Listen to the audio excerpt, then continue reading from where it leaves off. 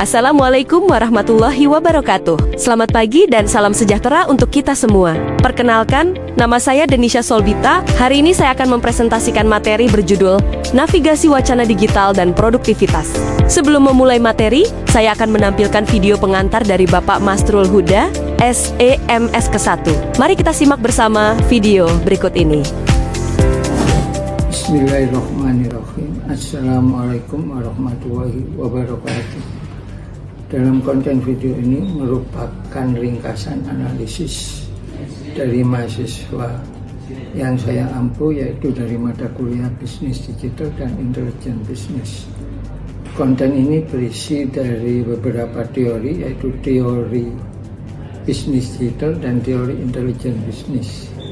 Teori ini dipakai dasar untuk menganalisis dan mengambil kesimpulan dari fakta-fakta dan kasus kejadian yang ada di dunia digital, terutama diambil dari podcast, YouTube, kemudian Instagram, dan lain-lain yang ada di dunia digital. Kepada mahasiswa kami ucapkan terima kasih yang sudah berusaha untuk melaksanakan tugas dari mata kuliah Bisnis Digital dan Intelijen Bisnis. Di ruang digital, persaingan opini berjalan layaknya operasi intelijen. Data pengguna digunakan untuk memprofilkan audiens.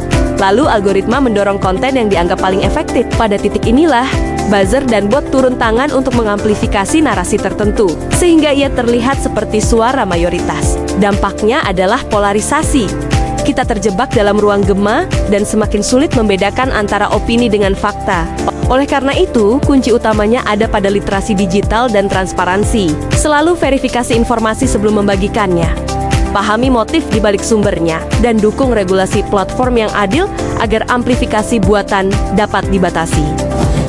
Isu-isu seperti Nadiem tersangka dan geng Aslo adalah contoh topik sensitif yang cepat menyebar di media sosial. Tantangannya, banyak konten mencampurkan opini, spekulasi, dan potongan informasi sehingga mudah menyesatkan. Karena itu, kita perlu bersikap kritis dengan menerapkan langkah 4D. Pertama, definisikan klaimnya dengan tepat. Kedua, dalami sumber primernya, seperti dokumen atau pernyataan resmi. Ketiga, lakukan pengecekan ulang dengan media kredibel dan data pembanding. Keempat, tunda kesimpulan sampai bukti yang memadai terkumpul. Waspadai rambu-rambu merah seperti klaim absolut tanpa bukti, sumber anonim, dan video yang telah dipotong konteksnya. Pegang teguh etika publik, bahas substansinya, cantumkan sumber, dan berani mengoreksi jika salah. Peristiwa yang terjadi pada 25 Agustus tidaklah berdiri sendiri. Ia lahir dari akumulasi keluhan ekonomi dan kebijakan yang dipandang tidak berpihak. Aksi tersebut kemudian direspons dengan pengamanan, termasuk penggunaan gas air mata yang sebagian masuk ke area kampus dan dipersoalkan karena dianggap tidak proporsional. Pasca kejadian, muncul pernyataan yang saling berbeda antar institusi yang justru memperdalam kebingungan publik dan memicu krisis kepercayaan. Jalan keluar yang jelas adalah dengan membenahi akar permasalahan sistemik, mengevaluasi prosedur operasi standar penggunaan kekuatan, menyampaikan kronologi dan bukti secara transparan, menyatukan kanal komunikasi, serta memastikan pemulihan yang memadai bagi pihak yang terdampak. Fokus adalah kunci menuju keunggulan.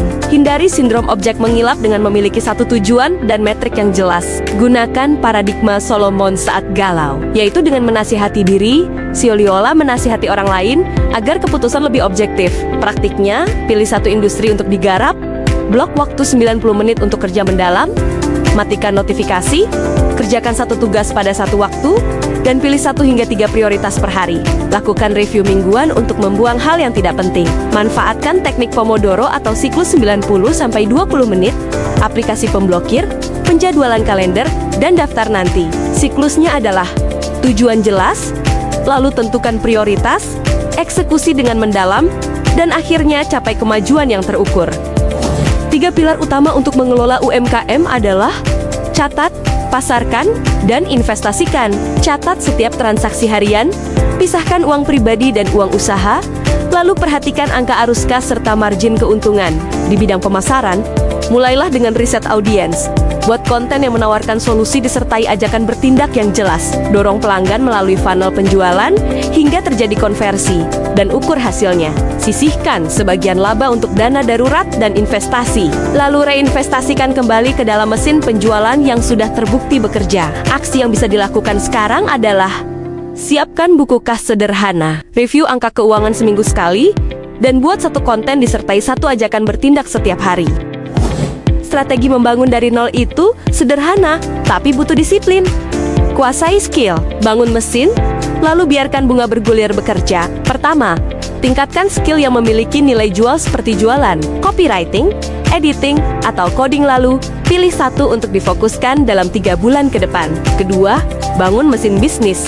Buat prosedur operasi standar sederhana, catat setiap proses, otomatisasikan pembayaran, dan delegasikan tugas yang bisa dikerjakan orang lain. Dengan begitu, waktu Anda bisa dialihkan ke aktivitas yang bernilai tinggi. Ketiga, kelola arus kas dengan memisahkan akun pribadi dan usaha.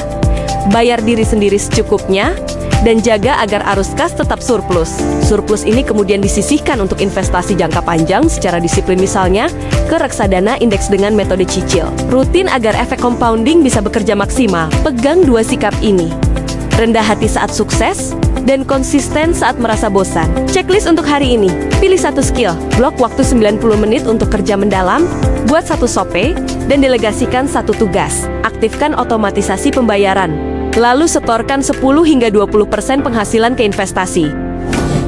Negara adalah rumah bersama bagi rakyat, dengan arah jangka panjang dan nilai-nilai konstitusi. Pemerintah hanyalah pengelola sementara yang membuat program dan harus bersikap akuntabel, serta bisa diganti. Untuk memastikan keadilan, peganglah 4 prinsip. Utamakan kepentingan rakyat, transparansi dan akuntabilitas, partisipasi publik, serta checks and balances atau pengawasan dan keseimbangan. Ukur setiap kebijakan dengan pertanyaan. Apakah ini berpihak pada negara, yaitu rakyat, atau hanya pada pemerintah yang sedang berkuasa? Pak Gatot menilai bahwa wacana darurat militer belum memenuhi syarat. Ukurannya sederhana.